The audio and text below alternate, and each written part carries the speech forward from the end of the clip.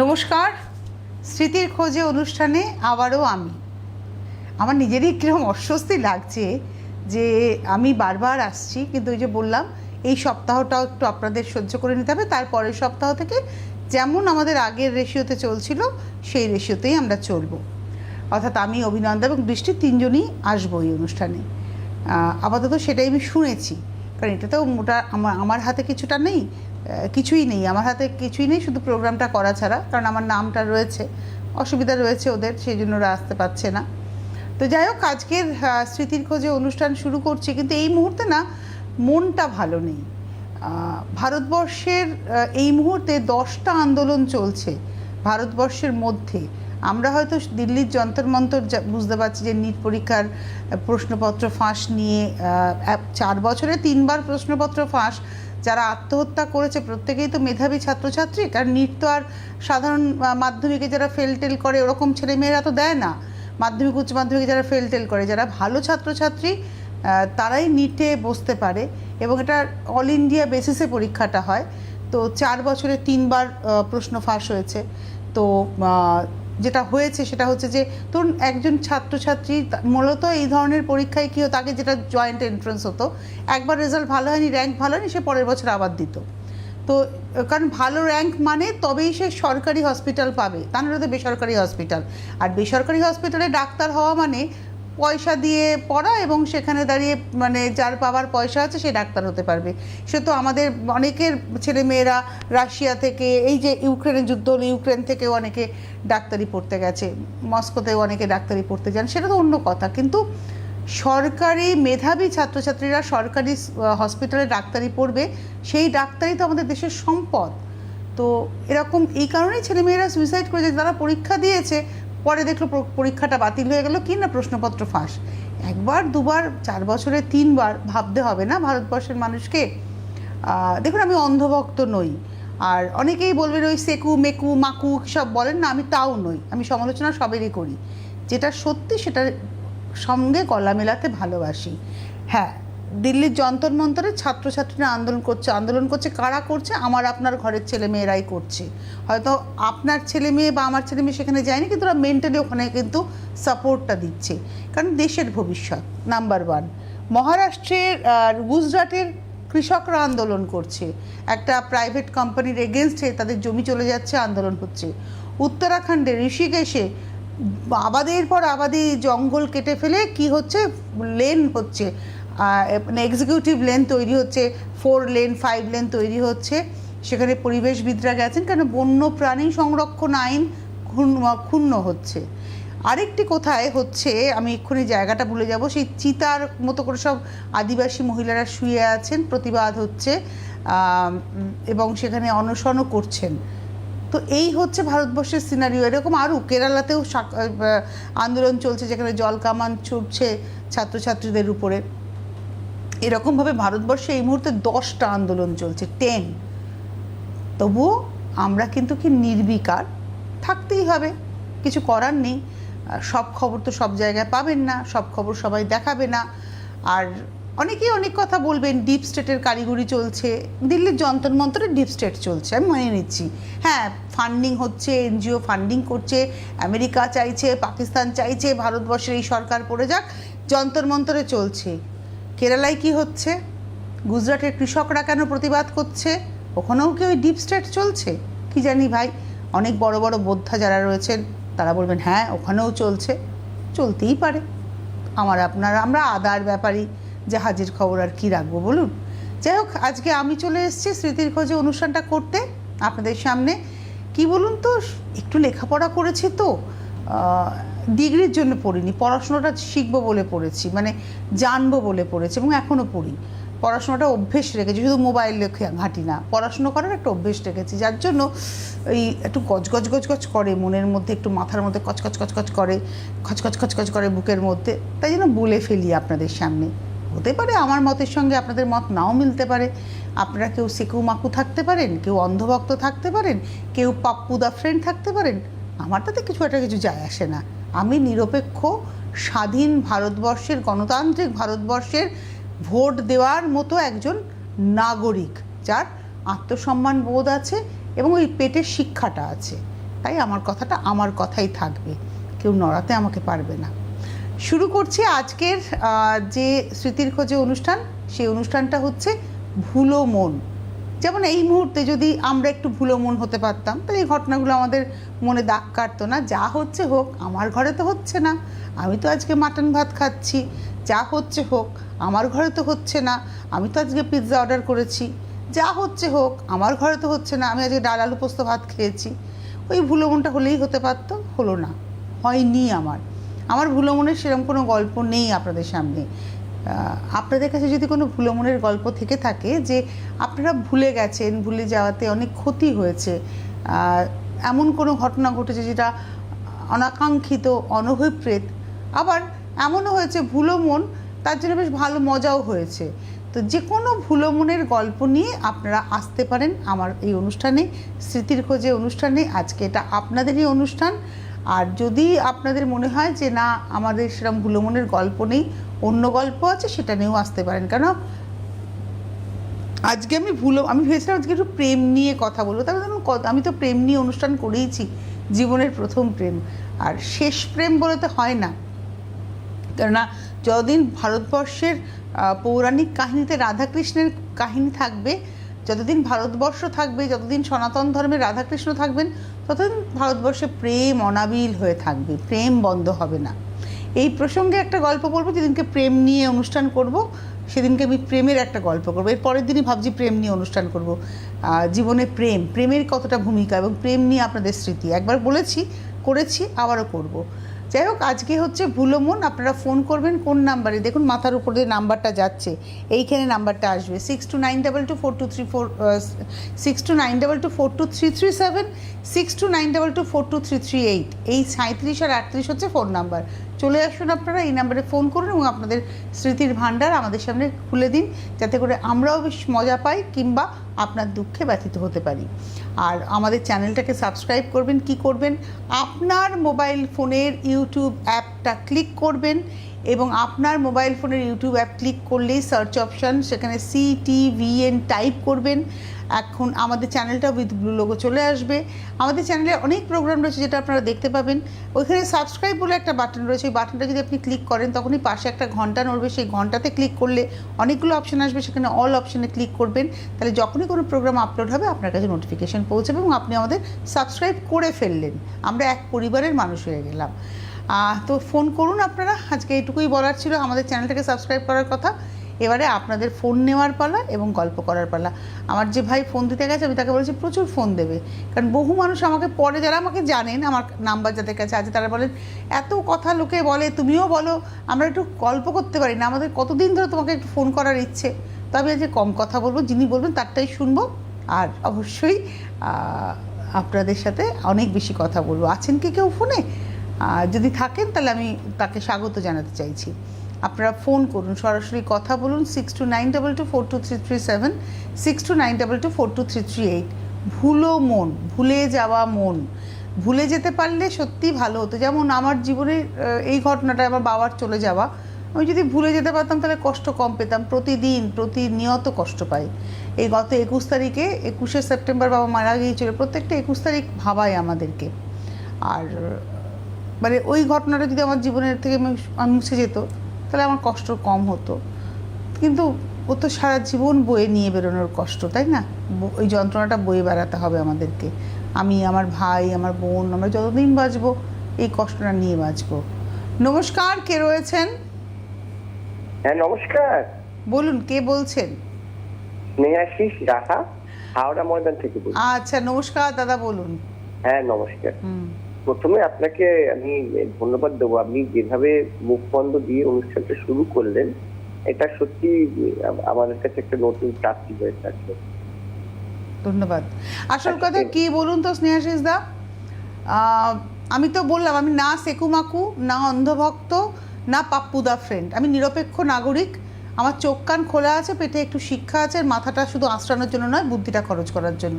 তাই বলতে বাধ্য। নিরপেক্ষ দৃষ্টিভঙ্গি নিয়ে যেটা বললেন বলেই হয়তো অতটা আমাদের সমৃদ্ধ করলো। বলুন। আচ্ছা, আজকে যে বিষয় আমি একটা সত্য ঘটনা, মানে আমার জীবনের ঘটনা থেকেই বলছি। আমরা যখন স্কুলে পড়াই ঘটনাক্রমে কিছু কিছু কথা বলি, কিন্তু সেগুলো খুব যে মন থেকে বলি বা খুব গুরুত্ব দিয়ে বলি তা নয়। এরকমই আমি একজন ছাত্রকে বলেছিলাম, হয়তো ক্লাস করতে করতে রেগে গিয়ে হতে পারে বা যে কোনো কারণেই হতে পারে, যে তার পক্ষে পরীক্ষায় পাশ করা সম্ভব নয়। ব্যাস ওইটুকুই। তারপর কি ঘটনা ঘটেছে না ঘটেছে সবটাই ভুলে গিয়েছিলাম। তারপর যখন মাধ্যমিকের রেজাল্ট বেরিয়েছিল, ওটা আমি বলেছিলাম তাকে ক্লাস 8-এ, দেখলাম মানে সেই ছেলেটি তার মাকে নিয়ে আমার বাড়িতে এসে মানে ঝরঝর করে কাঁদছে এবং বলছে যে স্যার আপনি বলেছিলেন, কিন্তু সেই বলাটাই আমার জেদটা বাড়িয়ে দিয়েছে। সত্যি কথা বলতে আমরা ছাত্র শিক্ষক সম্পর্ক নিয়ে তো অনেক সমালোচনা করি, কিন্তু এখনো যদি সেরকম ভাবে অভিভাবক তার বাড়িতে থাকে বা তার নিজের মধ্যে যদি সেই আত্মসম্মান বোধটা থাকে, তাহলে কিন্তু সে জীবনে বড় হতে পারে। এখনো এত বছর পরেও কিন্তু তার সাথে আমার যোগাযোগ আছে। সে জীবনে এখন খুব প্রতিষ্ঠিত একজন চাকরিজীবী। বাহ। আসলে আমরা খুব মানে সমালোচনা যে কোনো ব্যাপারে করতে তো খুব ভালোবাসি। না, আসলে আপনি তো তাকে মোটিভেট করলেন, আপনি তাকে মোটিভেট করিনি। না না না, মানে আপনি তাকে নেগেটিভলি মানে ডিমোটিভেট করার জায়গায় মোটিভেটই করেছেন। ওই যে আপনি তাকে বলেছেন তুই পাশ করতে পারবি না, ওর মধ্যে তো একটা জেদ চাপলো যে আমি পাশ করে দেখাবো, ভালো রেজাল্ট করে দেখাবো। আসল কথা কি বলুন তো, এখন ছাত্র শিক্ষকের সম্পর্কটা তো খুব হালকা হয়ে গেছে। আমাদের ছেলেবেলায় মা বাবা যদি জানতেন যে শিক্ষক মানে আমাকে বাড়িতে যিনি পড়াতে আসতেন, আমি আর আমার ভাই একসাথে পড়তাম, আমার ভাই ফাঁকিবাজ ছিল, পড়াশুনো করতো না, ভাইকে প্রচণ্ড তিনি শাস্তি দিতেন, আমি পড়ে রাখতাম, আমি বরাবরই মানে কথা শুনে বাধ্যভাবে বড় হয়েছি। তো আমার মা বাবা কোনোদিন প্রশ্ন করেননি তাকে গিয়ে যে কেন মারছেন আমার ছেলেকে, কোনো দিন না। বরঞ্চ উনি যদি 100 বার কান ধরে উঠবোস করাতেন, বাবা এসে আরও 50 বার করাতেন, কেন পড়ে রাখুনি, এই ব্যাপারটা ছিল। আর শিক্ষক স্কুলে মারবেন, শাসন করবেন, তারপরে বাড়ির লোক গিয়ে তার এগেনস্টে কেস করবে, সেই শিক্ষককে জেলে যেতে হবে, এগুলো আমরা দেখে বড় হইনি। আসলে সেই শৃঙ্খলারই তো এখন একটা অভাব ঘটেছে।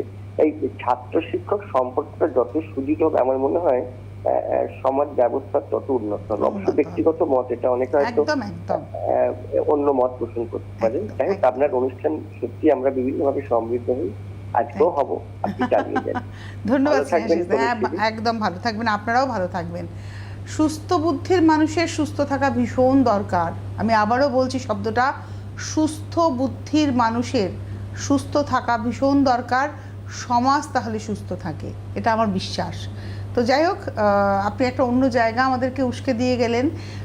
ভেবেছিলাম সামনের দিনে যখন আমি আসবো প্রেম নিয়ে অনুষ্ঠান করব, প্রেম নিয়ে করব না, আপনাদের জীবনের শাস্তি নিয়ে অনুষ্ঠান করব, আমিও করব। শাস্তি, শিক্ষকের দ্বারা শাস্তি, আগে থেকে বলে রাখলাম সামনের দিনের বিষয়। আমি যদি ভুলেও যাই আপনারা মনে করিয়ে দেবেন, কারণ আমার তো কোনো লেখা নেই। আমি যদি ভুলেও যাই কী নিয়ে অনুষ্ঠান করব, আমি এখানেও আমার ভাইদেরকে বলছি যারা এখানে বসে শুনছে, তাদেরকেও বলছি, আমাদের এডিটার দাদাকেও বলছি যে পরের দিন যেন আমাকে মনে করিয়ে দেওয়া হয় যে দিদি আপনি বলেছিলেন শাস্তি নিয়ে অনুষ্ঠান করুন, শিক্ষক যে শাস্তি দিয়েছে জীবনে পাওয়া সেরা শাস্তি, একদম চলুন এই ক্যাপশনে অনুষ্ঠান করবো পরের দিন। কিন্তু আজকে ভুলো মনের অনুষ্ঠান, ভুলে গেছেন তার জন্য বেশ আনন্দও পেয়েছেন, পরে ভুলে গেছেন তার জন্য বকাও খেয়েছেন পরে, বা ক্ষতি হয়েছে কোনো, অবশ্যই আমাদেরকে ফোন করতে পারেন। হ্যাঁ, এরকম ভুলে গেছি আমি, এরকম হয়েছে যে ধরুন এখনও ভুলি কীরকম, ধরুন আমি ওই ওয়াটার পিউরিফায়ারে একটা বোতল বসিয়েছি ভরানোর জন্য, ওটা বসিয়ে ভুলে গেছি কিন্তু আমি বসিয়েছি। এদিকে ওয়াটার পিউরিফায়ার মানে ভর্তি জল, একটা বোতল ভরে জল পড়ে ওয়াটার পিউরিফায়ার ফাঁকা হয়ে গেছে, তখন আমি গিয়ে দেখছি আরে জলটা নেই, তখন আমার মনে হলো যে বাহ আমি তো ভুলেই গেছি বেমালুম। এই ভুল আমার এখনও হয়। কিংবা ধরুন এরকম ভুলও হয়, দুধটা বসিয়েছি, চা একদিকে বসিয়েছি, একদিকে দুধ জাল দিতে বসিয়েছি, মাথা থেকে দুধ জলটা কিন্তু বেরিয়ে গেছে, এদিকে চা করছি আর মনে মনে একটা কিছু কল্পনা করছি বা ভাবছি, সবসময় তো ভাবি কিছু না কিছু তো ভাবছি, দুধ উতলে পড়ে গিয়ে যখন পোড়া লাগছে তখন খেয়াল হচ্ছে দুধটা তো উতলে গেল, এরকমই আমার হয়। এই ভুলো মন আমার এখনও রয়েছে। আরেকবার একটা ভুলো মন আমার ছিল, সেটা একটু বলি। আমার বড় ছেলে তখন ক্লাস 3-তে পড়ে, ছোটো ছেলে তখন অনেকটা ছোট, হ্যাঁ একদমই ছোট তখনও। তো আমি ওকে পড়াতে দিতে যেতাম, একটা দিদি এক টিচারের কাছে ওকে নিয়ে যেতাম, তিনি বাড়ি আসতেন না, তার ওখানে 3টে ছেলে মেয়ে পড়তো ওদের স্কুলেরই, তো ওখানে দিতে যেতাম। তো তখন ওকে দিয়ে আমি দুধই বসিয়েছিলাম, বসিয়ে আমি ভুলে গেছি।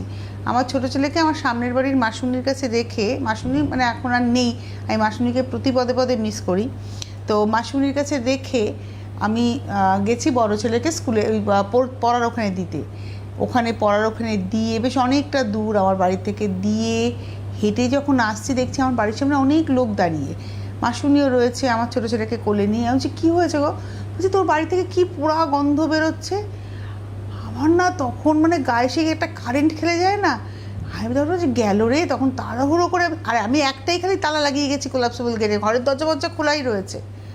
দৌড়ে গিয়ে দেখি গ্যাসটা দাউ দাউ করে তখনও জ্বলছে, বাটির মধ্যে আগুন জ্বলছে, দুধ তো পুরো ছাই হয়ে গেছে, পুরো স্টিলের বাটিটা পুরো লাল হয়ে, মানে সে ম্যাচাকার কাণ্ড আর কি। তো যাই হোক, ওই একটা ভুলো মনের গল্প বসে ভুলে গেছি। নমস্কার, কে রয়েছেন? দিদি বিপদ ভঞ্জন দা, বলুন কি ভুলো মন? ভুলো মন তো আমার ছেলে যখন ছোট ছিল, স্কুলে পড়তো, পরীক্ষা ছিল, শুনেছিলাম আমি সকালে পরীক্ষা হবে, মানে 10টা থেকে পরীক্ষা। তা এখন সেটা চেঞ্জ করে 2টোর সময় দিয়েছে, সেটা আমার শুনেছিলাম, কিন্তু আমি ভুলে গেছি আমি, আর সে পরীক্ষা দিতে পারলো না। এই একটা অসুবিধা, ওটা ছিল মানে হাতিয়ালি ছিল তাহলেও। আর এখন কি হয়, এখন আমি অ্যাকোগার্ড ছাড়িয়ে সে ঘুমাতে গেছি, আর অ্যাকোগার্ডে করে নেই, মানে আগে যখন অন্য অ্যাকোয়ার্ড ছিল শব্দ হতো, জল ভর্তি শব্দ হতো, সেটা নেই, এখন অন্য অ্যাকোগার্ড। হ্যাঁ, সে এখন জল ভর্তি হয়ে সে পড়ে দিয়ে কি অবস্থা, সেটা মনেই নাই। তারপরে আমার মনে পড়লো, আমার গিন্নিকে বলো দেখো তো ওইটা বন্ধ করেছি কিনা, ওটা তো একটু বন্ধ করোনি, সেটা আছে। তারপর আরেকবার আমার মেয়ের দুধ মানে উনানে দিয়ে এসে গল্প করছে, ওই বুঝতে দুধ উনানে দিয়ে এসছে, সে বুঝতে জানেই না। তারপরে আপনি কি দুধের গন্ধ বেরোচ্ছে, দুধ পড়লে তো একটু গন্ধ বেরিয়ে যায়, পোড়া পোড়া গন্ধ, আর গন্ধ বেরিয়েছে আপনি সেই দুধ নেই, মানে যে দুধের সে সসপ্যান দিয়েছিল ওটা পুড়ে গেছে, এটা তো আছেই। তারপর আরেকটা আছে, হয়তো কোনো রান্না বান্না করতে দিয়েছে ডাল, সে গল্পই করছে সে ডালে দিয়ে খেয়াল নেই, এই তো পুরো করছে। আবার এখন তো করোনা হয়েছে, করোনা থেকে আরো তো আপনার সব গল্পই বিপদভঞ্জন দা গিন্নি কেন্দ্রিক, আপনার সব গল্পই গিন্নি কেন্দ্রিক। আপনার মতো এরকম আপনার মতো এরকম পত্নী পরায়ণা স্বামী খুব কম পাওয়া যায়। বেশিরভাগ হয় আমার, একবার দিয়ে শব্দ হয় না, দেখি ভর্তি হয়ে গেছে। মনে পড়লো, থ্যাংক ইউ সো মাচ। কিন্তু আপনার যত গল্প সব বউকে কেন্দ্র করে, আপনার ভালো লাগে এরকম গল্প শুনতে, যে আপনার সবাই তো বলেন পতিপরায়ণা স্ত্রী, আপনি হচ্ছেন পত্নীপরায়ণা স্বামী। ভালো লাগলো দাদা, এরকমই ভালোবেসে একে অপরের সঙ্গে মিশে থাকুন। সম্পর্ককে জটিল করে তোলাটা যায় যখন তখন, কিন্তু সম্পর্ককে সরল রেখে হাতে হাত রেখে সুন্দরভাবে এগিয়ে যাওয়াটাই হচ্ছে আসল জীবন কাটানো, তাই নয় কি? আমার তাই মনে হয় 2 পয়সা কম থাকুক, কিন্তু শান্তিটা অফুরান থাকুক, তাহলে কিন্তু ভালো থাকা যায়। যদিও আমরা পয়সার পেছনেই ছুটি, আলটিমেটলি আমরা জীবনে পয়সাটাই চাই, কেননা লোকে ভাবেন, আমরা সবাই ভাবি যে পয়সা থাকলে সব করে ফেলবো, কিন্তু বিশ্বাস করুন শরীর না থাকলে পয়সাও করতে পারে। যদি শরীর আপনার সঙ্গে না থাকে, পয়সাও 1000 পয়সা থাকলেও কিছু করতে পারবেন না। শরীরটাকে আগে রাখতে হবে, আর শরীরকে ভালো রাখার জন্য মনটাকে ভীষণ ভালো রাখতে হয়, কেননা যে কোনো রোগের প্রথম বীজটা বপন হয় হচ্ছে মনের মধ্যে। নমস্কার, কে রয়েছেন? হ্যালো, নমস্কার, শুভ বিপ্রহর। শ্যামাশ্রী দি, হ্যাঁ বলুন। আমি ফোন করবো না বলেও জানো তোমরা আমাকে চুম্বকের মতন টানো। কেন করবেন না, কেন ফোন করবেন, আমরা তো কথা বলতে চাই। সবাইকে তো চান্স দিতে হবে না, তাই জন্যে আমি অনেকদিন ধরে তোমার সঙ্গে একটা ভুলো মন আমার খুব একটা হয় না। একদিন হয়েছিল, এমন এই কথা বলবো না, এই কিছু বছর আগে, করোনার আগে বা করোনার পরে, আমি সকালবেলা তো একবার চা খাই, তারপরে আমি আমার জলখাবারের সঙ্গে আমি একবার চা করি। তো আমার কাজের মাসি এসে কাজ করছে, আর আমি চা বসিয়েছি, চা বসিয়ে আর আমার খেয়াল নেই যে আমি বন্ধ করিনি, আমি সোজা ড্রয়িং রুমে চলে এসেছি, টিভি খুলে দেখছি। তো মাসি বলছি, কি গো তুমি কি করছো, তোমার তো গ্যাস জ্বলছে, তুমি বন্ধ করনি গ্যাস? আমি না গো, আমি একদম ভুলে গেছি, তো ওই জন্য বন্ধ করা হয়নি। আর এখন গ্যাস হচ্ছে সবচেয়ে মূল্যবান আমাদের কাছে, মানে সোনা দানা চুরি হয়ে যাক, সোনা দানা চুরি হয়ে যাক, গ্যাস যেন এক ফোঁটা নষ্ট না হয়, তাই না? খাওয়া হবে না তো। আচ্ছা, আমি তোমার সঙ্গে একটু কথা বলবো। হ্যাঁ হ্যাঁ বলুন। বলছি, তুমি একটু আগে বললে না যে তোমার বাবা মানে আমাদের শ্রদ্ধেয় মেসোমশাই 21শে সেপ্টেম্বর 2024 মারা গেছেন। হ্যাঁ, আমার মাও 21শে সেপ্টেম্বরই মারা গেছেন 2004-এ। তোমার সঙ্গে আমার কিছু কিছু বিষয়ে এত মিল আমি খুঁজে পাই যে আমি তোমাকে বলে বিশ্বাস করাতে পারবো না। মানে অনেক অনেক ব্যাপারে তোমার সঙ্গে মিল খুঁজে পাই। আমাদের তো নামেও মিল আছে, আমি তনুশ্রী, আপনি শ্যামাশ্রী। আমি বিয়ের আগে নাম ছিল তনুশ্রী, আমি বিয়ের আগে বন্দ্যোপাধ্যায় ছিলাম, মানে আমার বিয়ের আগে আমাদের টাইটেল বন্দ্যোপাধ্যায়, মানে আমার বাবার টাইটেল বন্দ্যোপাধ্যায়। হ্যাঁ, প্রথম দিন তুমি বলছিলে, ওই জন্য ব্যানার্জিকে তুমি ভীষণ ভালোবাসি, ভীষণ, মানে ব্যানার্জি টাইটেলটা আমার ভীষণ পছন্দের টাইটেল।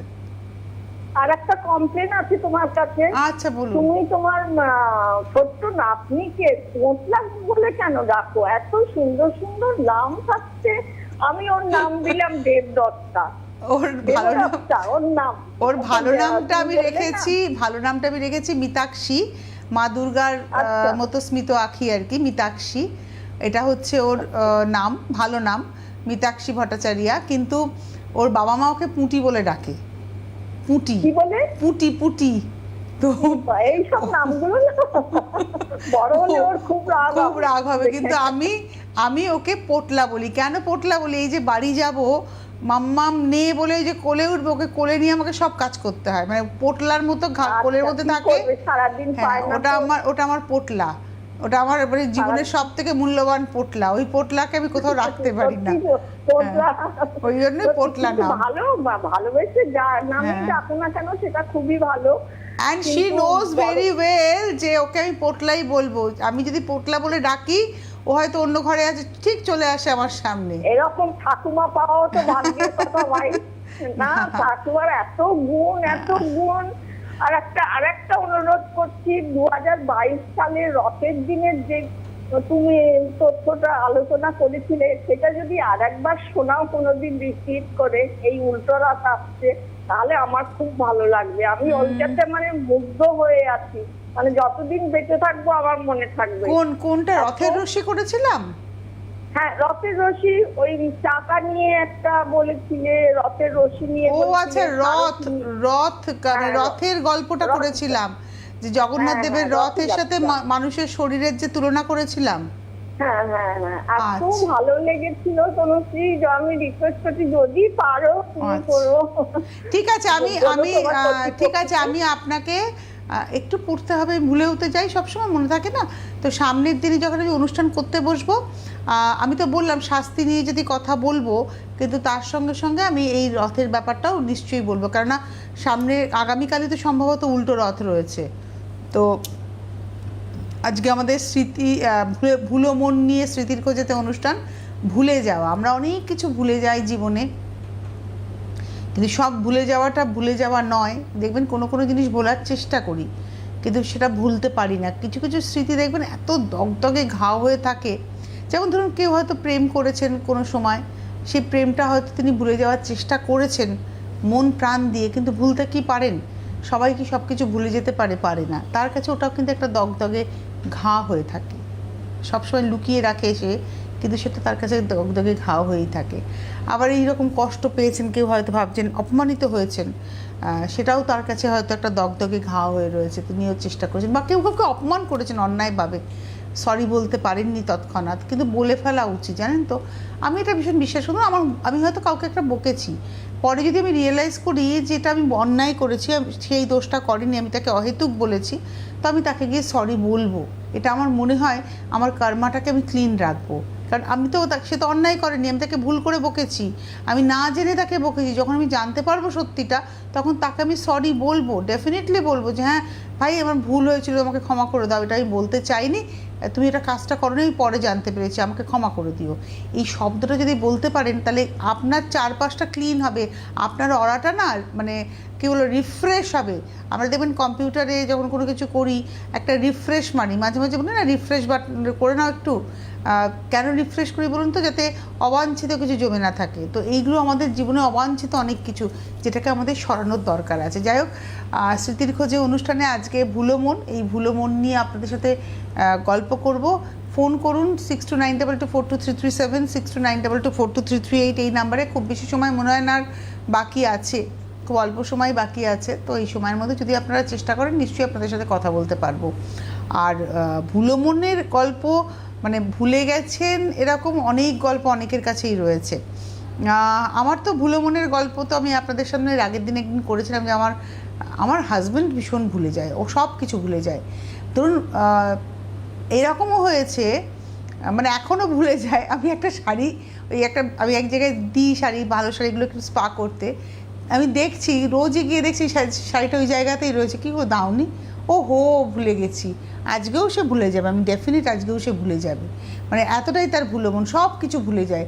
ছাদে গেছে, গাছে জল দিয়েছে, ছাদের কলটা খুলে চলে এসছে, পরবর্তীতে আর জল পাচ্ছি না। কি না জল তো নেই, সে নিজেই চিৎকার চেঁচামেচি করলো, জল নেই ট্যাঙ্কে, তোমরা সব জল খরচ করো, এ করো তা করো।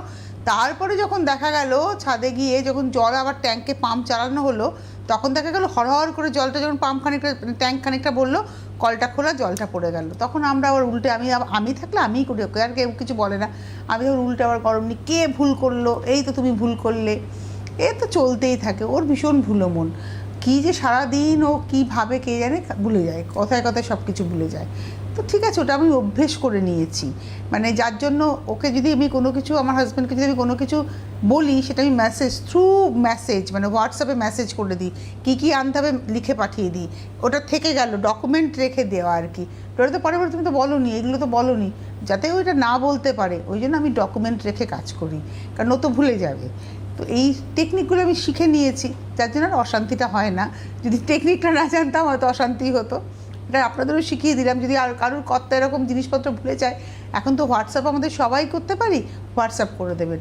আমি আমার মাকেও এটা শিখিয়েছিলাম, তুমি হোয়াটসঅ্যাপ করে দেবে বাবাকে। আমার বাবা অতটা ভুলো মন অবশ্য ছিল না, আমার বাবার মস্তিষ্ক অত্যন্ত সবল মস্তিষ্কের মানুষ ছিলেন, অঙ্কের মানুষ ছিলেন, তো অঙ্ক মুখে মুখে করতে পারতেন, মানে পাতার পর পাতা যোগ করতেন মুখে মুখে। বাবাদের সময় তার কম্পিউটার ছিল না, আমার বাবা অ্যাকাউন্টেন্ট ছিলেন, এবং পাতার পর পাতা শুধু মুখে মুখে, মানে এখানে বসে যদি বাবাকে বলা হতো এত এত এত এত সংখ্যা, বাবা ঠিক একের পর এক বলে দিতে পারতেন। খুব অত্যন্ত মানে মস্তিষ্ক অত্যন্ত প্রখর ছিল, মানে বুদ্ধিমত্তা, মানে যার জন্য কষ্টও পেয়েছেন যখন তিনি কোমায় গেছেন। কোমাতে তো সাধারণত মানুষের কোনো হুঁশ থাকে না, কিন্তু আমার বাবার সেন্স ফিরে এসেছিল, কষ্ট হচ্ছিল, সেটা তো আমরা ফিল করেছি। ওই জায়গাটায় খুব অপরাধী মনে হয় ওই ঘটনাটা যখনই মনে পড়ে, যে 14 তারিখ থেকে 21 তারিখ বাবা কষ্ট পেয়েছে। যাই হোক, ওটা হয়তো বাবার লেখন ছিল, আমি ওটাই মানি যেটাই লেখন ছিল। আজকে ভুলো মন নিয়ে আপনাদের সাথে গল্প করলাম, কিন্তু কথা দিচ্ছি এর পরের দিন আমি যদি আসি, আমি যেদিনকেই আসবো সেদিনকে শাস্তি, জীবনে পাওয়া আপনার সেরা শাস্তি। এই যেমন স্নেহাশিসদার এক ছাত্র একটা কথা বলেছেন, বলে তো শিক্ষক মশাই ভুলেই গেছেন, কিন্তু ওটা তার কাছে শাস্তিই বলে মনে হয়েছিল, যে কেন মাস্টারমশাই এরকম বললেন। একটা জেদ নিয়ে সে কিন্তু এখন প্রতিষ্ঠিত। এরকম সেরা শাস্তি আপনাদের জীবনে কী ছিল, বা যে শাস্তিটা আপনি জীবনে কোনো দিন ভুলবেন না, এরকম কোন শাস্তি? বাড়ির লোকও শাসন করতে পারে, শাসন করে শাস্তি দিতে পারে, তো সেটাও হতে পারে। সেই গল্প নিয়ে ফিরবো, কিন্তু আজকে আর হাতে সময় নেই, আপনাদের কাছ থেকে বিদায় নেওয়ার পালা। কিন্তু আমাদের চ্যানেলটাকে সাবস্ক্রাইব করবেন ইউটিউবে, যাতে করে এই অনুষ্ঠানটা আপনারা পরেও দেখে নিতে পারেন। আজকে এই মুহূর্তে এই পর্যন্তই, নমস্কার।